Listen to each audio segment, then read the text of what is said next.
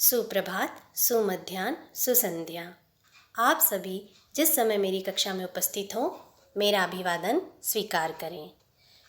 आदरणीय पालकगण को नमस्कार व प्यारे छोटे बच्चों को स्नेहाशीष। बच्चों, जैसा हमने अप्रैल महीने में अभ्यास किया था और हम अब नई शुरुआत करने जा रहे हैं नए सत्र में। हम पुनरअभ्यास करेंगे पाठ 1 का।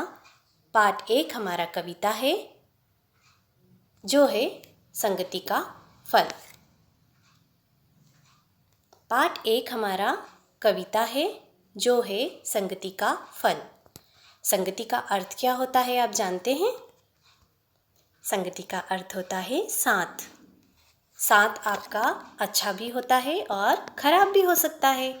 अच्छे से अर्थ होता है आप अच्छे मित्र के साथ रहते हैं जिसकी आदतें अच्छी हैं, तो आप भी अपने जीवन में अच्छी आदतों को ला सकते हैं। अच्छी आदतों का हमारे जीवन में वास होता है जब हम अच्छे व्यक्ति के साथ रहते हैं, और बुरी आदतों वाले व्यक्तियों के साथ रहते हैं तो हमारे जीवन में बुरी आदतों का वास होता है। इसलिए हमें हमारे गुरुजन, हमारे पालक, हमारे अभिभावक हमेशा यह शिक्षा देते हैं कि अच्छे लोगों के साथ रहो, अच्छी आदतें सीखो और अच्छे इंसान बनो।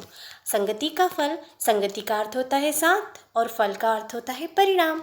एक फल होता है फ्रूट जो हम खाते हैं, परंतु यह जो फल का अर्थ है उसका अर्थ है परिणाम। यह जो कविता है संगति का फल, इसकी कविता के रचयिता है, इस कविता को जिसने लिखा है उनका नाम है श्री अयोध्या सिंह उपाध्याय हरिओद जी, जिन्होंने इस कविता को लिखा है। इस कविता में कुछ शब्दार्थ हैं जिनका अर्थ हम जान लें। आइए बच्चों, आप मेरे साथ दोहराइए। क नंबर पे जो शब्दार्थ है वो है कहीं। कहीं का अर्थ होता है किसी जगह, किसी स्थान पर। ख झड़ते का अर्थ होता है गिरते। ग के साथ जो शब्दार्थ है वो है ढेला। ढेला का अर्थ होता है मिट्टी का टुकड़ा। घ संगति। संगति का अर्थ होता है साथ, मेल मिलाप। आप किसके साथ मिलते हैं, आप किसके साथ खेलते हैं, वो सब कुछ साथ के अंतर्गत आता है। चलिए अब हम कविता का पाठ करते हैं। कविता के पाठ के साथ हम आपको ये बताना चाहते हैं कि जब हम कविता लिखते हैं तब उसके साथ संदर्भ और प्रसंग भी लिखा जाता है। जब आपको एग्ज़ाम में, परीक्षा में कविता का भावार्थ लिखने के लिए आता है, अभी आप छोटी कक्षा में हैं, परंतु जब आप बड़ी कक्षा में जाएंगे तो आपको भावार्थ लिखने के लिए आता है। भावार्थ से अर्थ होता है कि उस कविता में पंक्तियों के माध्यम से कवि के क्या भाव है, वे हमें क्या समझाना चाह रहे हैं, ये सब हम उसके अंदर पढ़ते हैं, समझते हैं। तो जब बच्चों कविता लिखी जाती है तो उसमें संदर्भ और प्रसंग पहले लिखा जाता है, उसके बाद अर्थ लिखा जाता है। संदर्भ का अर्थ होता है वर्णित। वर्णित यानी ये किसके द्वारा लिखी गई है, किसके द्वारा वर्णन इसमें किया गया है, उसका नाम, किस पाठ से ली गई है, पाठ का नाम, ये सब संदर्भ के अंतर्गत आता है। उसके बाद आपका आता है प्रसंग।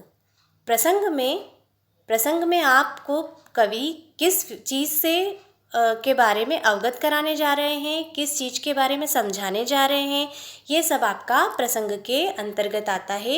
इन पंक्तियों में कवि ने किसके बारे में आपको समझाया है, ये हम लिखेंगे प्रसंग में। तो संदर्भ और प्रसंग के बाद आता है कविता की पंक्तियों का अर्थ। चलिए आइए हम कविता का पाठ करते हैं और जानते हैं कि कविता में किन भावों को कवि ने व्यक्त किया है।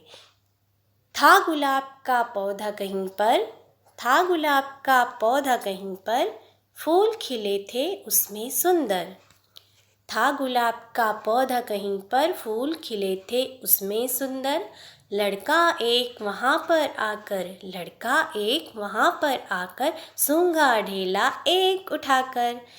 कवि यह पंक्ति जो कविता से ली गई है उसमें जब हम संदर्भ लिखेंगे तो संदर्भ में आएगा यह पंक्तियाँ पाठ्य पुस्तक मेघला के पाठ 1 संगति का फल से ली गई है, और इसके कविता के रचयिता का नाम मैंने आपको अभी अभी बताया है, जिनका नाम है अयोध्या सिंह उपाध्याय हरिओद। प्रसंग के अंतर्गत आता है। कवि ने कविता में संगति के प्रभाव को दर्शाया है। संगति के हमारे जीवन पर क्या प्रभाव पड़ते हैं, ये कविता में दर्शाया गया है। अर्थ, कवि कविता के माध्यम से कह रहे हैं कि किसी जगह पर, किसी स्थान पर एक गुलाब का पौधा था। किसी जगह से अर्थ है वो घर के बाहर भी हो सकता है, बगीचे में भी हो सकता है। कवि उस पौधे के बारे में बता रहे हैं कि किसी जगह पर एक गुलाब का पौधा था जिसमें सुंदर सुंदर फूल खिले थे।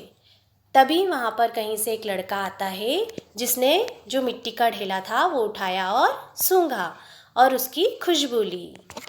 आइए अब अगली पंक्तियों को दोहराते हैं। महक रहा था ढेला ऐसा, महक रहा था ढेला ऐसा, ताज़ा फूल महकता जैसा। फूल वहाँ पर झड़ते होंगे, उसके ऊपर पड़ते होंगे। कवि इन पंक्तियों के माध्यम से कह रहे हैं कि जब लड़के ने ढेला उठाकर सूंघा तब उसकी सुगंध ताज़े फूल के सुगंध की तरह आ रही थी। उस मिट्टी के ढेले में से ऐसी खुशबू आ रही थी कि मानो यह ताज़ा फूल है। तब उसने सोचा कि अवश्य ही इस पौधे से जो गुलाब के फूल गिरते होंगे वे इस मिट्टी के टुकड़े पर गिरते होंगे, जिसके कारण वह ताज़े फूल की भांति महक रहा है। तब उसको कुछ तो उसने सोचा, उसे आश्चर्य हुआ कि इस मिट्टी के ढेले में से इतनी ताज़े फूलों की महक कहाँ से आ रही है, यह इतना क्यों महक रहा है। तब उसे ध्यान आता है, उसके मन में विचार आता है कि ज़रूर इस जो पौधे से ये फूल गिरते हैं तो ये उसके ऊपर गिरते हैं, मिट्टी के टुकड़े के ऊपर गिरते हैं, जिससे मिट्टी का टुकड़ा फूल के संपर्क में आकर महक उठता है और इससे ताज़े फूलों की खुशबू आ रही है। आइए आगे पंक्तियों को पढ़ते हैं। इससे उसमें खुशबू आई, इससे उसमें खुशबू आई, संगति का फल ऐसा भाई। कवि के अनुसार जिस प्रकार ढेले और गुलाब में मेल से, गुलाब के मेल से, कवि के अनुसार जिस प्रकार ढेले और गुलाब के मेल से ढेला महक उठा, उसी प्रकार एक मनुष्य भी अन्य मनुष्य के साथ रहते हुए उसी की भांति बन जाता है। भांति का अर्थ होता है प्रकार, उसी के प्रकार बन जाता है, उसी के जैसे आचरण उसमें आ जाते हैं। हमारे जीवन में अच्छी और बुरी दोनों संगति का विशेष प्रभाव पड़ता है, इसलिए हमें हमेशा अच्छी संगति में रहना चाहिए। यदि हम अच्छे होंगे तो हमारे साथ जो रहेगा उस पर भी अच्छा प्रभाव पड़ेगा और उसके जीवन में भी अच्छे आचरणों का वास होगा।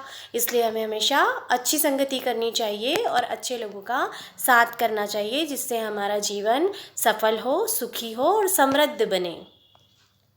धन्यवाद।